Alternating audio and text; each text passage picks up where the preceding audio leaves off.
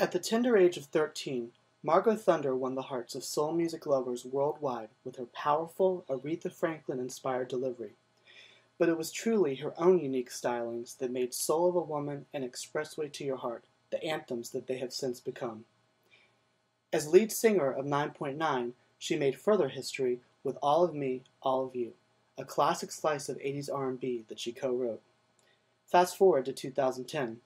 Margo has gone through a number of personal trials and revelations that have led her to release her debut solo album, R&B 101.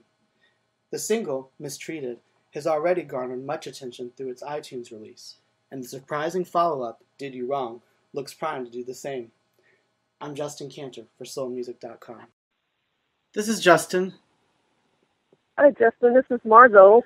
Hey, Margo. How you doing? It's nice to hear from you. I've been enjoying your work in a lot of different records for a while since my childhood, and so to kind of start off, so you were born in Boston, right? Born and raised. Okay, and we have a little connection there because I'm a graduate of Berklee College of Music. Oh, really? When did you graduate Berklee? 2001. Oh, cool. So I studied voice my first 2 years there with, I don't know if you know these people, but like Donna McElroy and also Walter Beasley. He was one of my professors there. Okay, yeah, because Walter was the saxophone player in the band we had. Walter, when Walter came to Berklee, before he started his solo career, he was in the band, when I was in 9.9. He played saxophone in the band, and he. Oh, with you and Wanda and Leslie? Yeah. Oh, that's pretty cool. But that was before you guys had, like, christened yourselves 9.9? Yeah, like, when we played in Boston, we were known as Margo Thunder and Intrigue.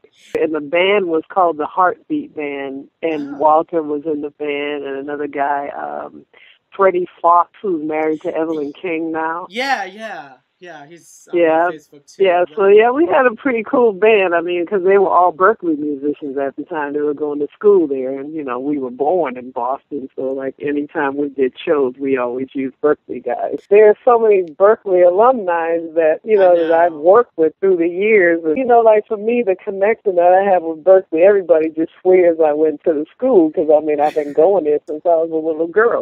Basically, they should just give me an honorary degree from Berklee. Maybe you should pursue that. Maybe you could promote that with your new album coming out. Because after all, it's called R&B 101, so that has an educational slant to it. Well, let's see. So you, from what I read, like, were starting to sing a lot, like, when you were 2 years old? Yeah, I started singing before I could talk. Okay. And so, my mother would tell me, like, as I got older, she's like, you could sing before you could talk. Anything you heard, you could sing back. And, not only did I sing it back, she told me I sang it in perfect pitch, Wow. Okay. So, that's really how I started singing. I really never wanted to be a singer. It was just something fun to do, And then, like Aretha Franklin was my hero. So, after I won the talent show and I got, like, Aretha Franklin was a headliner when I won this talent show at the Apollo Theater. And I got to see her. That was it. I was just hooked. Wow. How old were you when this happened?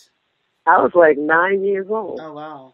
And, like, how did you end up going to the Apollo to do that? Like, what happened is they used to hold, like, talent shows around Boston. Mm-hmm. And the thing was, if you won the talent show 3 times, then you got to go to the Apollo Theater. Oh, nice. And so, my mother, again, I told you I didn't really want to sing. Yeah. And my mother used to go to these talent shows, and, she would come back and tell me about them. I'm like, whatever.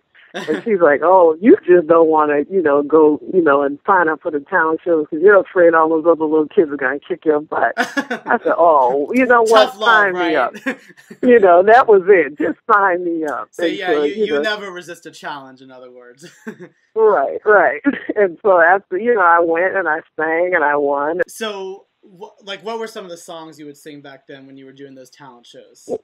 Everything I knew was Aretha Franklin, so It would be like any Aretha Franklin song that, like that you could think of, when I sang around town, that's what people used to call me, Little Aretha Franklin. Oh, really?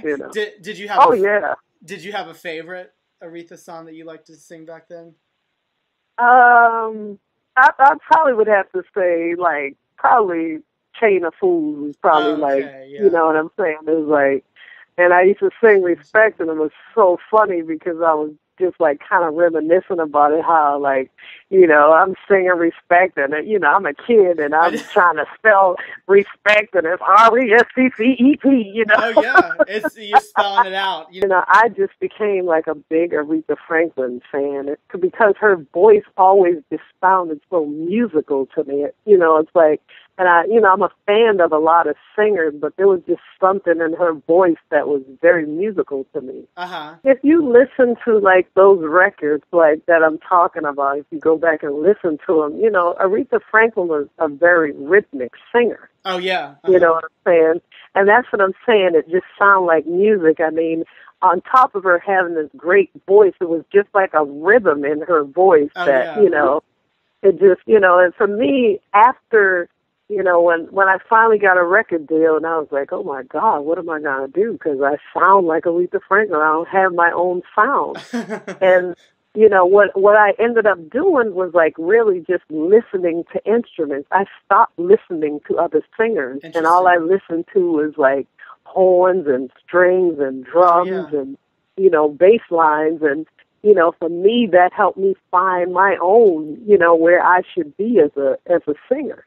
Well, that's a pretty savvy approach to take. Like, a lot of people wouldn't think of that, but I mean, I know that's something that even professors at Berkeley would tell me and other students, that, you know, you really, as a vocalist, can learn a lot from listening to what the instruments are doing. Mm-hmm. So, and I was doing this as a kid, you know, and like not even knowing that that's what I was doing. It was just like, wow. Okay, if you know, as a kid, I'm like, if I listen to other singers, then I'm just going to sound like Gladys Knight, or I'm just going to sound like this one. Oh, yeah. I was like, what does this horn do? What, you know?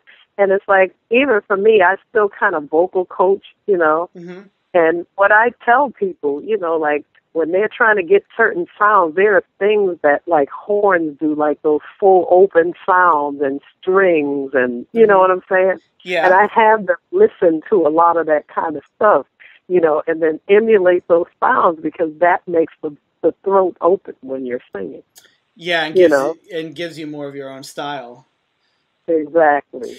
So and was it a manager in New York that had like caught one of your performances that ended up getting you your first record deal? Well, you know what it was? It was like, I was singing in Boston, like after I won this talent show, then there were like a lot of like television shows, like local television shows that they used to have. Mm-hmm. And I was singing on one of those television shows. Oh, and what it was, the manager for the group Tavares, he actually was in Boston, because, you know, Boston is known for their schools and their hospitals. So he was having a hernia operation, so he came to Boston for the operation. Oh, man. And he just happened to be, like, flipping through the channels, and he saw me, and he's like, who's that little girl?